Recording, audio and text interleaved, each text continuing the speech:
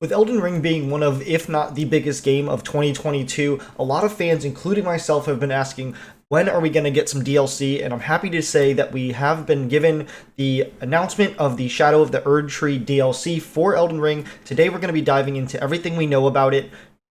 Today's article comes from GamesRadar.com and written by Joel Franny. The article is called Everything We Know About the Elden Ring DLC. Elden Ring DLC has been announced in the form of Shadow of the Erdtree expansion, with the release and further info down the road after the free Coliseum update, which allowed PvP combat in a kind of matchmaking system. Shadow of the Erdtree is going to be the first major DLC expansion, and it looks to be centered around the Erdtree itself in a burnt and diminished state, or maybe a warped version of the Halig Tree, depending on which Elden Ring fan you ask. The Shadow of the Erdtree was the first major DLC expansion announced from Elden Ring on February 28th, 2023, but at the time of writing, there's little information about it, only the name and a piece of concept art, which is used in the thumbnail as well, displaying a blonde figure on Torrent, or a horse like Torrent, riding towards an ashy, unhealthy version of the Erdtree seen in the main game. The whole thing looks bleak even from software standards, with dark skies and numerous ghostly figures among the ruins. Elden Ring Shadow of the Erdtree DLC has no official announced release date yet, as the first press announcement simply describes it as an in development. The best we can do at this point is look at the past FromSoftware's games and compare their release dates with their DLC's release dates to see how long it took them to come out. Dark Souls 1 took 11 months to have their first DLC come out. Dark Souls 2 had 3 months to the Crown of the Sunken King DLC. Bloodborne had 8 months to the Old Hunters DLC. Dark Souls 3 had 7 months to the Ashes of Arendelle DLC. Sekiro had 1 year and 7 months to the free update content. If these examples set a precedent, it suggests that if there is going to be Elden Ring DLC in the future, we'd probably at least hear about it within a year, though that's pretty speculative. Not to mention that the Coliseum update arguably fulfills the criteria of being the first DLC, so now we're in uncharted territory.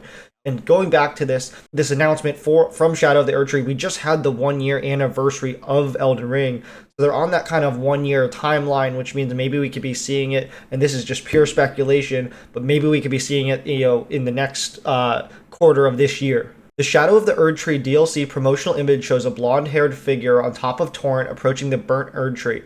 This figure is hard to identify, but definitely seems important considering the prominence with which they're shown. With that in mind, here are some possible identities of the figure on Torrent and what they mean for the DLC itself. Miquella, the godly brother of the legendary deadly swordsman and goddess of wrought Malenia. Miquella gets mentioned a lot in Elden Ring, but is never properly seen, and right now is our best bet at the mysterious figure's identity. Cursed with the eternal youth and unable to reach adulthood, Miquella tried to cure both his own curse and his sister's rot by creating the Halig Tree and entering a coma inside a cocoon. However, Mog stole Miquella away and has been waiting for him to wake up since. Hoping to become his consort and gain power accordingly, Miquella's blonde hair, seen briefly in-game, matches that of the figure in the promotional shot, and the Empyrean has been both conspicuous absence and something of a thickening time bomb in the Elden Ring lore. Thea, the deathbed companion, the friendly hug lady who hangs around the round table hold as her own quest focused around death, decay, and the return of the undead gods. While her quest can be fulfilled in the core game, it's entirely possible that she's coming back, like in the picture. Thea is blonde under her hood, and with the whole shot looking especially bleak, it's possible she's on her way to take advantage of the general necromantic and tropic vibes of the area. Third one would be Malenia. Yes, the super boss Malenia isn't blonde when we see her. She's a redhead like her father Radagon, but it's entirely possible that that wasn't always the case. A demigod cursed with a scarlet rot by a greater deity. It's possible we're seeing a past or future version of Malenia without the rot. It's entirely possible that Malenia was a blonde like her mother and brother, only gaining the red hair from the curse kicked in. And speaking of her mother, the next option would be Queen Marika the Eternal. The true queen of the lands between, Queen Marika, is a blonde figure whose hair seen in the intro cinematic matches that of the new figure pretty closely. Marika's fate changed depending on what ending you chose in Elden Ring, but again, you wouldn't put it past FromSoftware to have this in a DLC set far in the past or the future. She's also heavily associated with the Erdtree, so it makes sense for her to be involved in some way.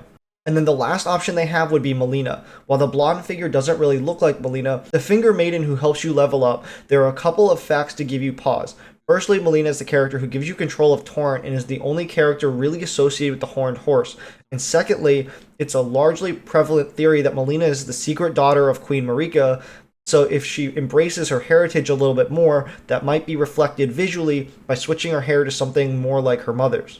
Elden Ring's Shadow of the Erdtree DLC is a little difficult to pin down exactly in terms of content and story. The enigmatic promotional shot shows a diminished ashy form of the Erdtree, along with the title suggests that it'll be the key focus of the new expansion. It would make sense considering that, and it says spoiler alert if you guys haven't finished the game yet, the story of Elden Ring ends with the players setting the Erdtree on fire no matter which ending they're pursuing, so as to get through the roots blocking the way to the Elden Ring itself within. Considering that the Erdtree looked burned and emaciated, this heavily suggests that the DLC will take place after Elden Ring's main story. The other interpretation is that the Shadow of the Erdtree is actually a colorful name for the Halig tree found in the consecrated snowfields created by the god Miquella. The Halig tree has wilted and decayed since Miquella's slumber, and what we see in the promo shot might be the Halig tree in an especially diminished condition. Of course, it's entirely possible that there will be other Elden Ring DLC in the future. Whatever is coming, here are some likely veins of lore and potential for Elden Ring's expansions to milk. The mysterious cloud between the divine towers. This is one that many people have noticed. If you discover all of Elden Ring's divine tower locations, you notice that they converge perfectly around a central point, not the Erdtree, as you might expect, but a section of inaccessible ocean in the very middle of the map. One covered in obscured cloud seems suspicious. Perhaps we'll see them link up in a DLC that blasts the cloud away to reveal a new island. Miquella's Egg. Despite never seeing him properly, Miquella is a meaningful character in Elden Ring lore. Malenia's demigod brother, supposedly the most fearsome Empyrean of all, who was cursed to the eternal childhood and tried to cure himself before being abducted by Mog, Lord of Blood. Miquella is now in a permanent slumber, and you can actually find him in Mog's boss fight arena inside an egg-like cocoon with one arm draped around it. Ofnir suggests at one point that it's better for Miquella to stay asleep, but what'll happen if he wakes up? The Shattering and the Night of the Black Knives. Two different events, but very much linked. The Night of the Black Knives was the night when a bunch of assassins snuck through the lands between and killed a bunch of demigods, including Marika's son Godwyn. This in turn started a domino effect that led to the Shattering, a grand war between all the surviving demigods over the right to rule, the most famous example of which being the legendary battle between Malenia and General Radahn, a conflict so epic it turned Khalid into the blighted hellscape. These events were actually so focal points of the Elden Ring story trailer that they are clearly worth exploring at least a little, not to mention that many FromSoftware games involve some sort of time travel, especially in their DLC content. And last, the Greater Will and Rise of Marika. Alternatively, they might go even further back to the formation of the Lands Between, where Marika appears from the realm of Newman and gets chosen by the deity who known as the Greater Will, and forms the Lands Between along with their consort Godfrey, wearing the giants, dragons, and sorcerers alike to expand the Greater Will's territory. It'd be a chance to explore a younger, wilder version of the Lands Between and to engage with essential characters like Marika, Godfrey, Radagon, and Godwyn. All this stuff was just speculative stuff, so don't, take it with a grain of salt, but it is said here to maybe fill some holes that are in the Elden Ring story that it doesn't dive into too much, but they could, touch on it later in DLC. This article actually had some really good information, I think, and I like that they did speculate on even future DLCs, because Elden Ring's such a big game for them to just not build off of, I think.